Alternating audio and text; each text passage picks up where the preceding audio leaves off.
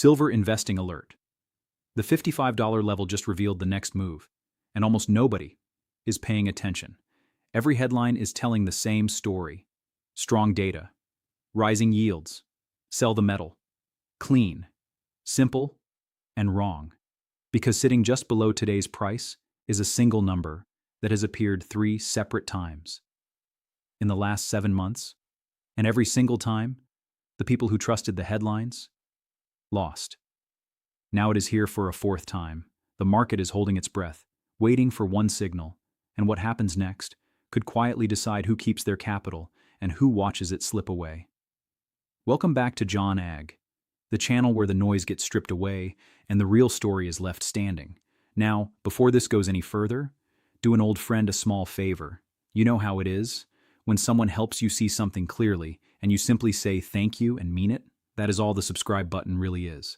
Just a quiet nod, a small handshake between people who take their money seriously. So if this channel has ever helped you think a little sharper, tap it. No pressure, just a thank you.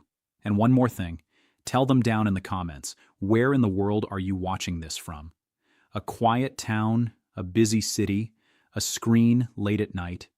It genuinely matters to know who is sitting on the other side of this conversation. Now, let the briefing begin. Silver had been falling.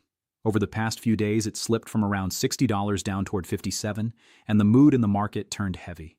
Traders watched the price bleed lower, hour by hour, and many began to feel the same quiet fear.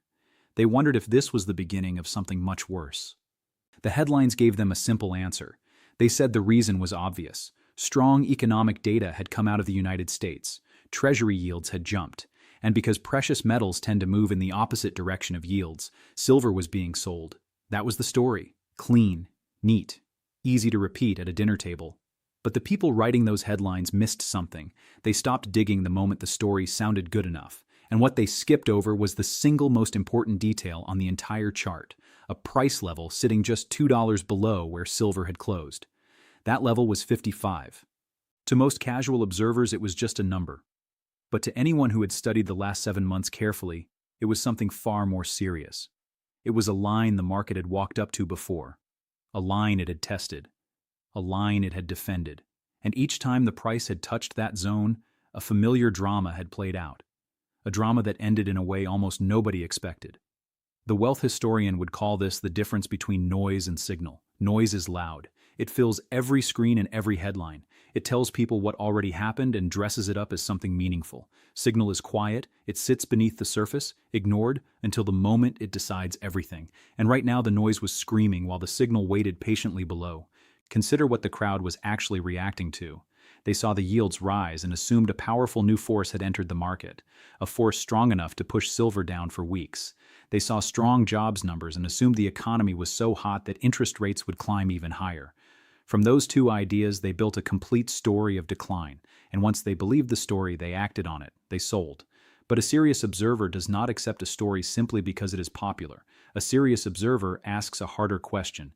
Is the reason behind this move real and lasting, or is it something temporary that will fade in a matter of days? That single question separates the people who protect their capital from the people who lose it out of fear. Because here's what history had shown, again and again. When a market falls for a shallow reason and everyone rushes to sell at the same time, the fall often reverses just as quickly as it began. The people who sold at the bottom are left watching the price recover without them. And the people who stayed calm, who read the signal instead of the noise, are the ones still standing when the dust settles. That is the tension sitting inside silver right now. On the surface, everything points down. The headlines agree. The yields agree. The mood agrees. But underneath all of that agreement lies a level that has quietly humiliated the crowd 3 separate times before. And this is the 4th time it has been tested. Maybe this time is different. Maybe the pattern that held 3 times in a row has finally run out of strength, and the floor is about to give way. That outcome is possible, and no honest analysis would pretend otherwise. But anyone preparing to bet against that level should at least know what they are betting against. They are betting against a pattern that has worked 3 consecutive times, during a period when every single reason to sell sounded exactly as convincing as the reasons being repeated today. The number is 55. The crowd is looking everywhere except at it. And the real story, the one the headlines refuse to tell, begins the moment someone stops listening to the noise and starts watching the level that keeps deciding everything. The crowd believed the story rested on two strong pillars. Both looked solid from a distance. Both crumbled the moment someone leaned on them. The first pillar was the yields. Everyone had watched the 10-year Treasury note climb sharply, around 9 points in a single stretch, and they treated that jump as proof that a powerful new force was pushing silver down. Rising yields, falling metal, it felt like a law of nature. But then came the first twist. When a careful observer went searching for the reason behind that yield spike, they found something strange. There was no reason, no major economic event, no shocking announcement, no clear fundamental cause at all. The explanation floating around the market was vague and almost embarrassing. Something about month-end adjustments and quarter-end positioning. In plain language, that is the market's polite way of saying we do not actually know why this happened. Now think about what that means. The entire sell-off was resting on the belief that yields were rising for a serious, lasting reason tied to the economy. But if that yield move was really just paperwork, traders shuffling positions at the end of a calendar period, then it was not a lasting force at all. It was noise wearing the costume of signal, and selling silver because of it was like abandoning a house because of a shadow on the wall. That was the first pillar, cracked. The second pillar was the jobs data. The market had seen strong employment numbers and concluded that the economy was so hot that interest rates would have to climb even higher. Higher rates, they assumed, would crush precious metals for a long time to come. But here came the second twist, and it was sharper than the first. The strong jobs number everyone was celebrating was a backward-looking number. It described what employers were thinking weeks earlier, when they first posted those jobs, not what they were thinking now, as the world shifted around them. It was like reading yesterday's weather report and using it to decide whether to carry an umbrella today. By the time such data shows real weakness, the slowdown has usually been underway for weeks. And the truly important report, the one that would actually move the market, had not even been released yet. The crowd was making a confident decision based on old information, while the fresh information sat just around the corner, waiting to rewrite everything. Anyone selling silver on that old data was quietly betting that the future would look exactly like the past. History rarely rewards that bet. So both pillars, the yields and the jobs, were far weaker than the headlines claimed.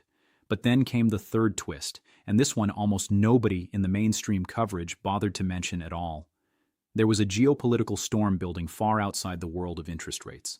Tension had returned around one of the most important shipping routes on Earth, a narrow passage through which a huge share of the world's energy quietly flows every single day. Talks were happening, but not directly. One side kept the other at arm's length. There were no warm handshakes, no signs of a quick resolution. And as long as that standoff remained unresolved, a risk premium hung over global energy prices. Here is why that mattered for silver, and why so few connected the dots. If energy prices spike because of a geopolitical shock, that is not the ordinary kind of inflation that central banks fight by raising rates. That is supply shock inflation, inflation caused by something breaking in the physical world, not by an economy running too hot. And history shows central banks respond to those two problems in completely different ways. They fight an overheating economy aggressively. But they tend to look through a supply shock, because raising rates cannot magically create more oil or reopen a blocked passage. It only crushes demand and risks breaking the economy in the process. So the crowd had built a tall tower of assumptions. Yields would keep rising, jobs would stay hot, rates would climb. Nothing in the wider world would interfere. Every single one of those assumptions had to hold perfectly for the story of decline to come true. And standing quietly beneath that entire tower was one number the crowd still refused to look at: 55. The tower was tall, the foundation was cracked, and the pressure was building toward the one place nobody was watching. To understand what was really happening at 55, a person had to stop staring at the present and turn around to look at the recent past, because this exact scene had played out before. Not once, not twice, 3 separate times in just a handful of months, and each time the ending was the same, even though the crowd swore it would be different. The first time came in early spring. Silver had fallen hard into the mid-50s, dropping close to $55. The story then was almost word for word the same as today. Strong data, a tough-talking central bank, rising yields, and a chorus of voices declaring that the bull market in silver was finished, that rates would stay high forever, and precious metals had no future. The fear felt real. The logic felt airtight. And then came the twist. Within about 3 weeks, fresh inflation data arrived hotter than anyone expected. The market suddenly flipped its entire view. Instead of higher rates, it began pricing in cuts. And silver did not just recover. It climbed back above $62. Everyone who had panicked and sold near the bottom was left standing on the platform, watching the train leave without them. That was one. The second time came in late spring. This time the story was different, but only on the surface. Now the fear was about weakness in China. Analysts warned that slowing factories and softening electronics demand would hurt silver badly, because silver is not only a store of value, it is also used in industry. The narrative was fresh, detailed, and convincing. Silver sold off toward 55 again. And once more, near those lows, something quiet appeared beneath the price. The momentum of the fall began to fade even as the price kept slipping. A subtle sign that the sellers were running out of strength while pretending to be in control. Then the twist arrived. Stimulus measures were announced. The demand fears evaporated almost overnight, and within 2 weeks, silver had erased the entire drop and pushed back toward $61. The people who sold into the fear were punished a second time. That was two. The third time came in early summer. The trigger was a change at the top of the central bank. A new leader had spoken, and the first words sounded aggressive. The crowd was certain the new sheriff would crack down, hike rates, and finally end the precious metals run for good. Silver dropped once again to that same zone near 55 and 70. And once again, near the lows, that same quiet signal appeared, the fall losing its energy even as the headlines screamed the loudest. Then, the twist. The market slowly realized a hard truth. One press conference does not decide the next 12 months of policy. The fear had been overblown. Silver held that level, then bounced back toward 59 within 10 days. A third narrative, a third panic, a third reversal. That was 3. Now step back and see the shape of it. 3 separate tests of the same zone. 3 completely different stories explaining why this time the floor would finally break. And 3 separate reversals that punished everyone who sold into the fear. But here is the detail that ties it all together, the thread almost no one noticed. In every single one of those 3 moments, near the very bottom, the strength of the selling quietly faded even while the price was still falling. It was as if the market kept sending the same secret message. Over and over, the sellers are louder than they are strong. And that brings the story back to the present. Silver is now sitting at that same level for a 4th time. There is a 4th story.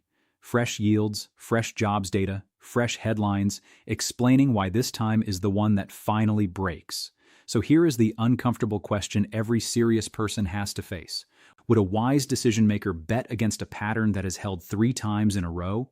Not because patterns are magic, they are not, but because betting against something that has worked 3 consecutive times, during a stretch when every reason to sell sounded just as convincing as today's, is a very heavy bet to place on the word maybe.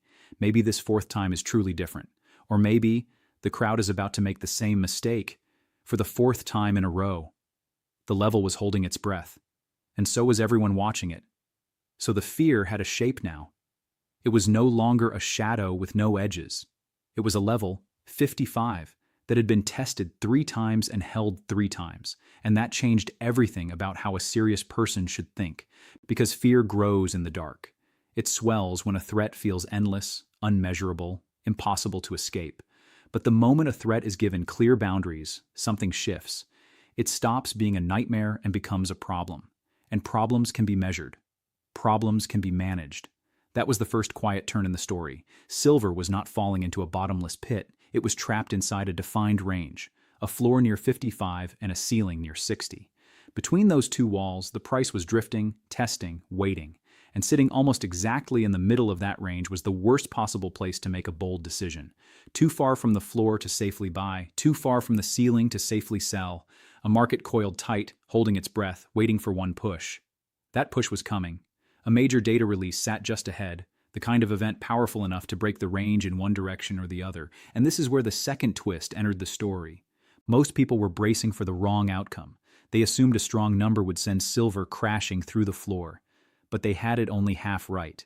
Because if that number arrived weak, if it showed even a hint that the economy was cooling, the entire story justifying the sell-off would collapse in a single morning. Yields would ease, the dollar would soften, and silver would have room to spring back toward the ceiling almost overnight. The same event that the crowd feared could just as easily be the trigger that rescued the very thing they were selling. So the disciplined observer stopped guessing the outcome and started preparing for both.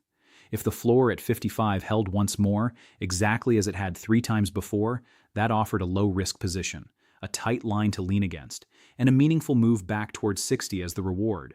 But if the price broke below that floor and closed there with conviction, then the pattern had finally failed. The story would change, and the next zone of interest, sitting lower in the low 50s, would become the new line to watch. Either way, the situation resolved cleanly, within just a few dollars of the current price. This was not some impossible riddle about where silver would be a year from now. It was a concrete setup with defined levels, measurable risk, and a catalyst arriving soon.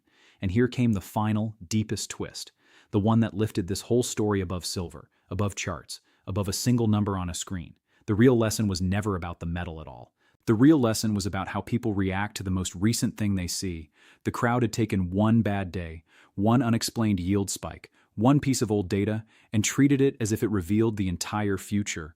They let the loudest, newest, most emotional information override everything history had already taught them, and markets have a cruel habit. They tend to punish exactly those people, the ones who treat the latest move as if it is the only move that ever mattered. This is the discipline that separates those who build lasting wealth from those who quietly lose it. Not the ability to predict the future. Nobody can do that, but the ability to stay calm when the crowd is loud, to ask whether a reason is real or temporary, to measure a risk instead of fearing it, and to act on what the market actually reveals, not on what a headline insists it must mean. The fear said the floor was breaking. The pattern said the crowd had been wrong 3 times, and the truth was that no one knew for certain, but only one of those two sides was reacting to noise, and the other was reading the signal. Silver sat quietly at its level, waiting. The crowd stared at the headlines. And beneath all of it, that single number kept doing what it had done all along. It kept revealing who was watching the noise and who was watching the move. 55 had spoken. The only question left was who had the discipline to listen.